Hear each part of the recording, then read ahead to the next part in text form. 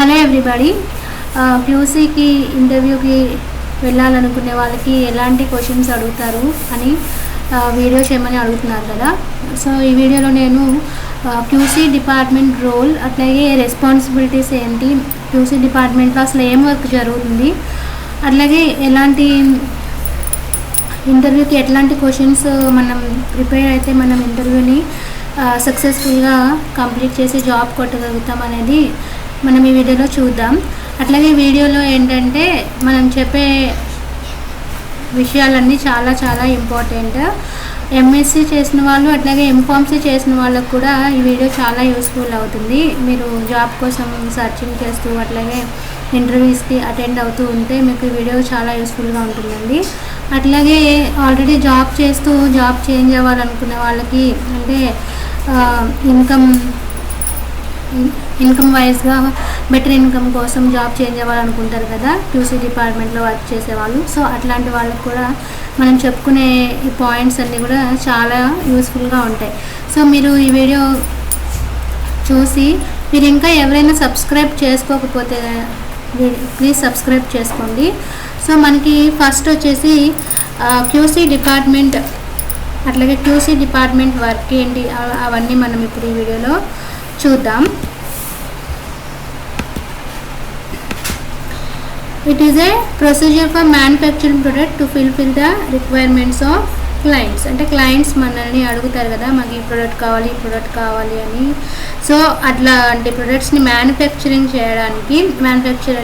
చేయడానికి ఇది operational technique. QC డిపార్ట్మెంట్లో మనకి ఆపరేషనల్ టెక్నిక్ వైజ్గా మనం ఒక ప్రోడక్ట్ని మ్యానుఫ్యాక్చరింగ్ చేస్తాం. సో ఇందులో మనకి స్టెప్స్ ఇవన్నీ: శాంప్లింగ్, ఇన్స్పెక్టింగ్, అట్లాగే testing, detecting, and last one వచ్చేసి డాక్యుమెంటేషన్. ఇవన్నీ కూడా చాలా చాలా ఇంపార్టెంట్ అనమాట.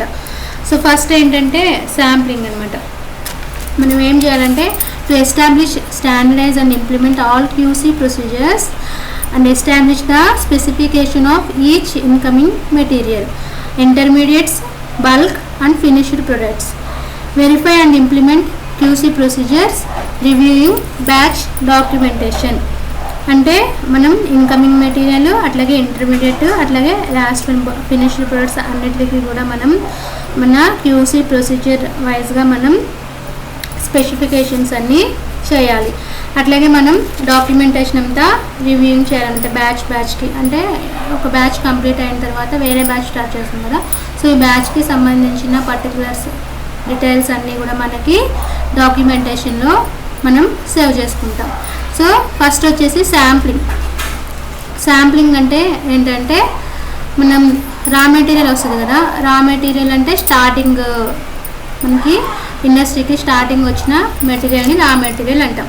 సో ఆ రా మెటీరియల్ని మనం తీసుకుని కొంత శాంపిల్ని క్యూసీ డిపార్ట్మెంట్లో మనం టెస్ట్ చేస్తామన్నమాట. టెస్ట్ చేసిన తర్వాత అది ఓకే అనుకుంటే, అంటే మనకి రిజల్ట్స్ విత్ ఇన్ లిమిట్స్, అంటే మనకి స్టాండర్డ్ స్పెసిఫికేషన్స్ ఉంటాయి. సో వాటితో మనకి మ్యాచ్ అయ్యి విత్ ఇన్ లిమిట్స్ ఉంటే మనం దాన్ని అప్రూవ్ చేస్తాం. అట్లా లేకపోతే, విత్ ఇన్ లిమిట్స్ లేకపోతే దాన్ని మనం రిజెక్ట్ చేసేస్తాం అనమాట. సో రిజెక్ట్ చేసేస్తాం. సో అట్లాగా రిజెక్ట్ చేసిన గూడ్స్ని, అట్లాగే మనం తీసుకున్న రిలీజ్ గూడ్స్ని, అంటే శాంపుల్ తీసుకున్న తర్వాత మిగిలిన రిలీజ్ గూడ్స్ని మనం సెగ్రిగేట్ చేస్తాం అనమాట. అంటే ఒక ప్లేస్లో పెట్టుకున్న డిఫరెంట్ ప్లేసెస్లో పెడతాం. సో రా మెటీరియల్ని మనం తీసుకుంటాం, శాంపుల్ తీసుకుని దాన్ని టెస్ట్కి పంపించి క్యూసీ డిపార్ట్మెంట్లో మనకి టెస్ట్ కంప్లీట్ అయిన తర్వాత రిజల్ట్ అది స్పెసిఫికేషన్ మెథడ్లో కరెక్ట్గా వస్తే, అంటే విత్ ఇన్ లిమిట్స్ వస్తే దాన్ని మనం ప్రొడక్షన్కి పంపిస్తామన్నమాట. ప్రొడక్షన్లో మనకి మ్యానుఫ్యాక్చరింగ్ అనేది జరుగుతుంది. సో మనకి ప్రొడక్షన్లో మ్యానుఫ్యాక్చరింగ్ జరిగేటప్పుడు మళ్ళీ మనం అక్కడ కూడా క్యూసీ డిపార్ట్మెంట్ వాళ్ళు చాలా మేజర్ రోల్ ప్లే చేయాల్సి ఉంటుంది. ఏంటంటే ఇన్వెస్టిగేట్ చేయడం. అంటే ఇన్వెస్టిగేషన్ అంటే తెలుసు కదా. సో అక్కడ ఉన్న కండిషన్స్ అన్నీ కరెక్ట్గా ఉన్నాయి లేదా, ఎన్విరాన్మెంటల్ కండిషన్స్ కానీ, లేకపోతే వాళ్ళు తీసుకున్న క్వాంటిటీస్ కానీ, లేకపోతే ఎక్విప్మెంట్స్ అన్నీ కరెక్ట్గా వర్క్ చేసినా లేదా, అన్నీ మనం ఇన్వెస్టిగేషన్ చేయాలన్నమాట. ఇన్వెస్టిగేట్ చేయాల్సి ఉంటుంది క్యూసీ డిపార్ట్మెంట్ వాళ్ళు. అట్లాగే ఎగ్జామిన్ చేయడం. అట్లాగే మనం అది కూడా ఇంటర్మీడియట్, అంటే ఇన్ ప్రాసెస్లో జరిగేదాన్ని ఇంటర్మీడియట్ని మనం ఒక శాంపుల్ తీసుకొచ్చి దాన్ని కూడా టెస్ట్ చేస్తాం. సో అది కూడా మనకి విత్ ఇన్ లిమిట్స్లో కరెక్ట్గా ఎస్ఓపి అంటే స్టాండర్డ్ ఆపరేటింగ్ ప్రొసీజర్. సో ఆ స్టాండర్డ్ ఆపరేటింగ్ ప్రొసీజర్ వైజ్గా మనకి విత్ ఇన్ లిమిట్స్లో ఉన్నట్లయితే మనం దాన్ని అప్రూవ్ చేసుకుంటాం అనమాట. సో అది ఇన్ ప్రాసెస్ మనకి ప్రొడక్షన్లో జరిగే దాన్ని ఇంటర్మీడియట్ ప్రోడక్ట్ని తీసుకొచ్చి దాన్ని కూడా మనం టెస్ట్ చేస్తామంట. స్టార్టింగ్ మెటీరియల్ని టెస్ట్ చేస్తాం, అట్లాగే ఇంటర్మీడియట్ ప్రోడక్ట్ని టెస్ట్ చేస్తాం, అట్లాగే ఫినిష్డ్ ప్రోడక్ట్ అంటే ఏంటి, అది కంప్లీట్ అయిపోయిన తర్వాత అంటే మనకి ప్రొడక్షన్లో మొత్తం ప్రొడక్ట్ అంతా మ్యానుఫ్యాక్చరింగ్ అయిపోయిన తర్వాత అవి కూడా మనం శాంపుల్స్ తెచ్చుకొని వాటిని కూడా మనం టెస్ట్ చేస్తామన్నమాట. సో వాటిని అప్పుడు మనం ప్యాకేజింగ్కి అట్లాగే స్టోర్ చేయడానికి మనం ఫినిష్డ్ ప్రొడక్ట్స్ని పంపించడం జరుగుతుంది. సో మనకి ఇవన్నీ కూడా విత్ ఇన్ లిమిట్స్లో మన స్పెసిఫికేషన్స్ వైజ్గా విత్ ఇన్ లిమిట్స్లో ఉంటేనే మనం తర్వాత లెవెల్స్కి మనం పంపించడం జరుగుతుంది. అట్లాగే రిటైన్ శాంపుల్ అంటే ఫినిష్డ్ ప్రొడక్ట్ తెచ్చుకుని మనం పెట్టుకుంటాం కదా, సో అది ఆ రిటైన్ శాంపుల్ లాగ్ కూడా మెయింటైన్ చేయాలన్నమాట. లాగ్ అంటే ఐడెంటిఫికేషన్, బ్యాచ్ నెంబర్, అట్లాగే స్టోరేజ్, లొకేషన్ అన్నిటికీ మనం లాగ్ బుక్స్ కూడా మెయింటైన్ చేయాల్సి ఉంటుంది. బుక్స్ అయితే అంటే రిటర్న్ పార్ట్ సిస్టమ్ వైజ్గా అయితే సిస్టంలో కూడా మనం సేవ్ చేసుకుంటాం అనమాట. సో అన్నీ కూడా రికార్డ్స్ అన్నీ కూడా మనకి క్లియర్గా అట్లాగే సైన్ డేట్ ఎప్పటికప్పుడు ఉండేటట్టు అట్లాగే యాక్యురేట్గా ఉండేటట్టు మెయింటైన్ చేస్తూ ఉంటాం అనమాట. సో నెక్స్ట్ వచ్చేసి మనకి స్టార్టింగ్ మెటీరియల్ అంటే రా మెటీరియల్ తీసుకుంటాం కదా, సో ఆ రా మెటీరియల్ కూడా మనకి మ్యానుఫ్యాక్చరింగ్ డేట్, ఎక్స్పైరీ డేట్, అట్లాగే డేటా షీట్ అవన్నీ కూడా మనం నోట్ చేసుకుని అట్లాగే ఐడెంటిఫికేషన్ టెస్ట్ అవన్నీ అంటే ఏం జరిగింది ఏంటి అవన్నీ కూడా మనం డాక్యుమెంటేషన్లో మనం సేవ్ చేసుకుంటాం. సో ఇంకా డాక్యుమెంటేషన్ ఏంటంటే అదర్ డాక్యుమెంటేషన్స్ మనకి శాంప్లింగ్ ప్రొసీజర్, అట్లాగే calibration and maintenance equipment, stability procedure, environmental monitoring, testing procedures, analytical reports ఇవన్నిటికి కూడా మనకి డాక్యుమెంటేషన్స్ ఉంటాయి. అంటే మనం ప్రాక్టికల్స్ చేస్తాం కదా కాలేజెస్లో ఉన్నప్పుడు, సో అప్పుడు మనకి ఎట్లాగైతే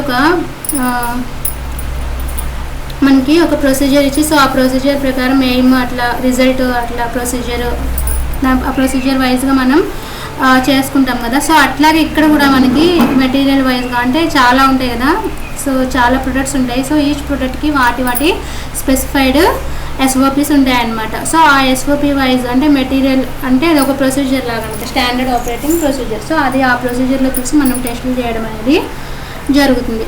సో అవన్నీ కూడా మనకి ఆ డాక్యుమెంట్స్ అన్నీ కూడా క్లియర్గా ఉన్నాయి లేదా ఎప్పటికప్పుడు మెయింటైన్ చేసుకుంటాం. అట్లాగే క్యాలిబ్రేషన్ అంటే మనకి ఇన్స్ట్రుమెంట్స్ ఉంటాయి కదా, మనం యూజ్ చేసే ఇన్స్ట్రుమెంట్స్ అన్నిటికీ కూడా క్యాలిబ్రేషన్స్ కూడా ఉంటాయి.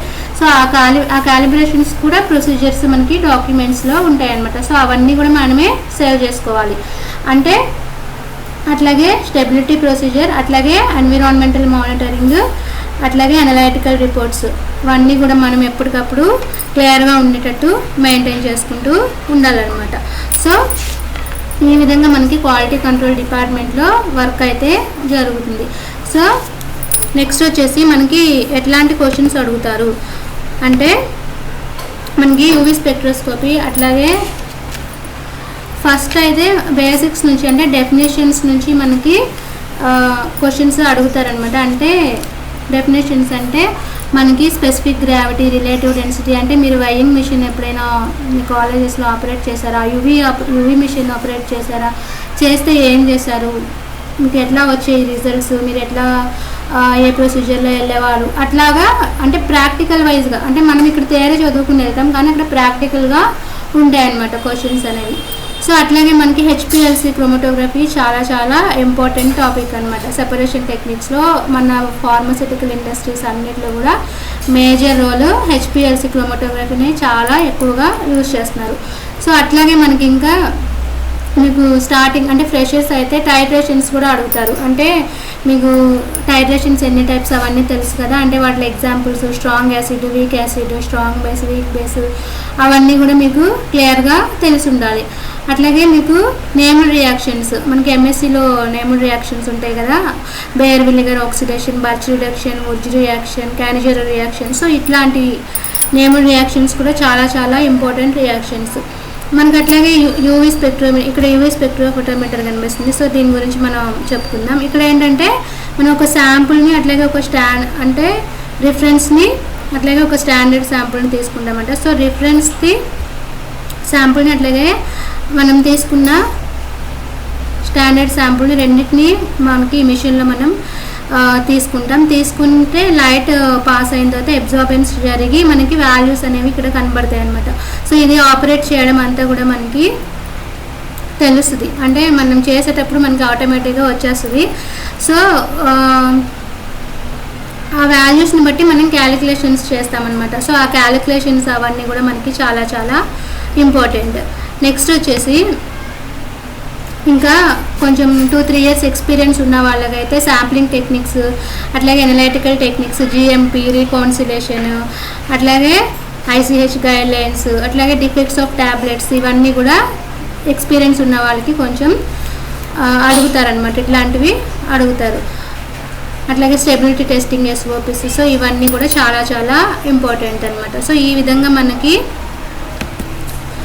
అడగడం జరుగుతుంది. ఫ్రెషర్స్కి అయితే సబ్జెక్ట్ వైజ్ వెళ్తారు, అంటే ఫస్ట్ స్టార్టింగ్ బేసిక్ లెవెల్ నుంచి మనకి ఇంకా అంటే డెప్త్ పెరిగిపోతుంది అనమాట. ఫస్ట్ స్టార్టింగ్లో డెఫినేషన్స్ నుండి స్టార్ట్ చేస్తారు, ఇంకా మీకు ఎంత వచ్చు ఏంటి అనేది తెలిసిపోతుంది అనమాట ఇంటర్వ్యూ అయ్యేసరికి. సో మీరు అన్నీ ప్రిపేర్ అయ్యి వెళ్తేనే చాలా బెటర్. అట్లాగే మీకు UV spectroscopy, NMR, IR, mass spectroscopy అవి కూడా నేను వీడియోస్ చేస్తున్నాను, తొందరలోనే అవి కూడా నేను అప్లోడ్ చేయడం జరుగుతుంది. సో ఈ విధంగా మనకి క్యూసీ డిపార్ట్మెంట్లో వర్క్ అయితే ఇట్లా ఉంటుంది. అట్లాగే మనకి ఇంటర్వ్యూ క్వశ్చన్స్ కూడా ఈ విధంగా అయితే అడుగుతారు. సో మనకి అన్ని టెస్ట్లు అప్రూవ్ అయిన తర్వాత మనకి ఈ డ్రగ్స్ అనేవి ఇట్లా మనకి అప్రూవ్ అయిన తర్వాత అవి మార్కెట్ చేయబడతాయి, అంటే బయటకు వెళ్తాయి అనమాట. సో అవన్నీ కూడా ప్రాపర్ క్యూసీ ప్రొసీజర్స్ అప్రూవ్ అయిన తర్వాతే మనకి మార్కెట్ చేయడం జరుగుతుంది. సో మనకి అట్లాగే అదర్ ల్యాబ్ డాక్యుమెంటేషన్, అంటే ఆల్రెడీ చెప్పా కదా, శాంప్లింగ్ ప్రొసీజర్, క్యాలిబ్రేషన్స్, మెయింటెనెన్స్, అట్లాగే environmental monitoring, testing procedures. So ఇవన్నీ కూడా మనకి డాక్యుమెంట్స్ కూడా మనం ఎప్పటికప్పుడు మెయింటైన్ చేస్తూ ఉండాలన్నమాట. సో ఇది ఫ్రెండ్స్, మీకు అందరికీ అర్థమైంది అనుకుంటున్నాను. Please subscribe my channel for more updates. Thank you guys.